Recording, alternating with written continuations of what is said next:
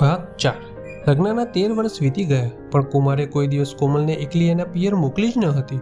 કુમારને એમ થયું કે થોડા દિવસ માનું ઘર, થોડી શાંતિ, થોડો પોતાનો સમય મળશે તો એ હળવી થઈ જશે. એણે તો દિલથી વિચાર્યું, જા થોડી ફ્રી થઈ આવ. પણ એને ક્યાં ખબર હતી એની ગેરહાજરીમાં વાર્તા બીજો વળાંક લેવાની છે. પહેલાં તો રાહત થઈ. સવારે મોડા ઉઠવાનું, મમ્મીના હાથના જમવાનું, બેનપણીઓ સાથે ગપ્પા, લાઈફ જાણે 18 વર્ષની થઈ ગઈ હોય એમ લાગી.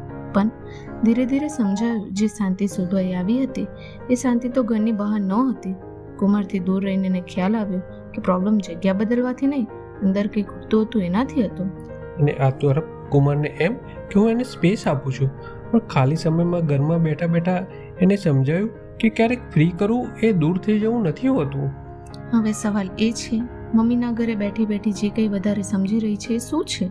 એની ખબર કુમારને ક્યારે પડશે?